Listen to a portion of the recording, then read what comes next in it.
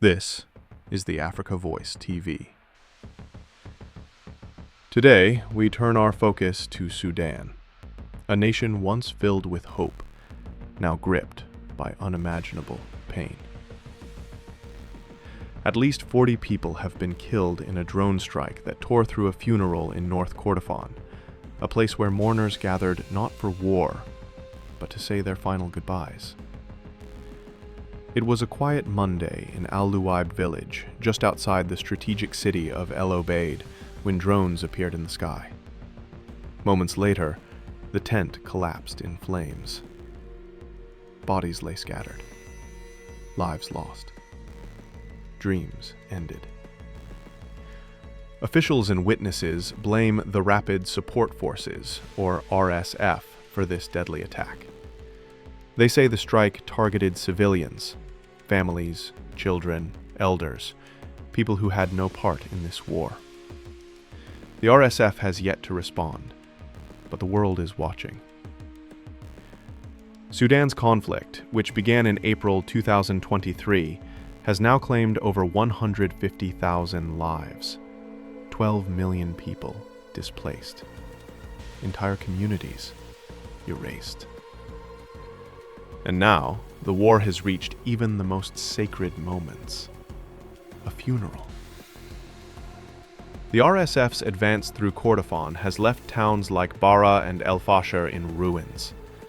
Reports of mass killings, sexual violence, and looting fill the testimonies of survivors.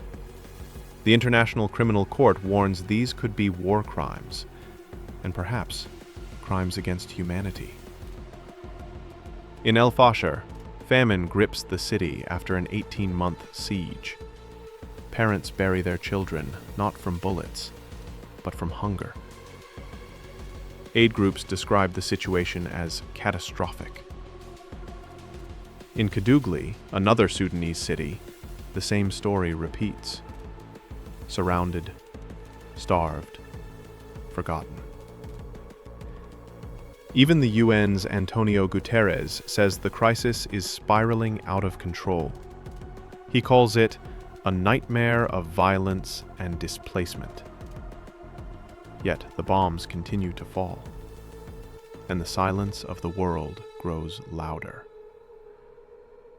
Across the globe, governments are calling for a ceasefire. The United States has offered a truce proposal, while Saudi Arabia and Bahrain have hosted multiple peace talks. But each round ends the same way, with promises broken, and the sound of drones returning to the sky. As one Sudanese volunteer told reporters, "We were burying our dead, and then we became the dead." Behind every number, there's a face. A mother crying for her son. A father searching the rubble for his family. A child asking when it will be safe to go home. But there is no home left to return to.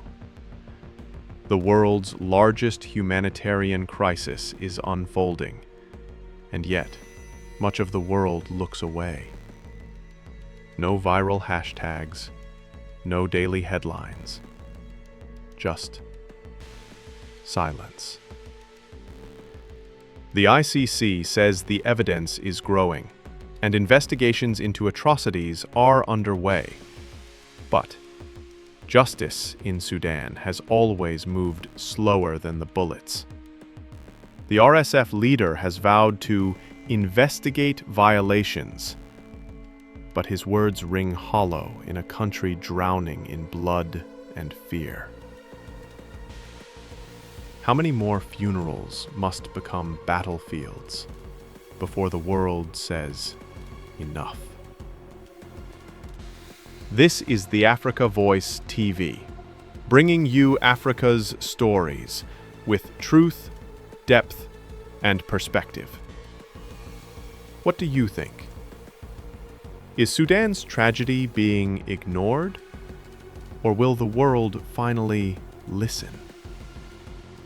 Let us know in the comments. Don't forget to like, subscribe, and turn on notifications for more stories that matter across Africa.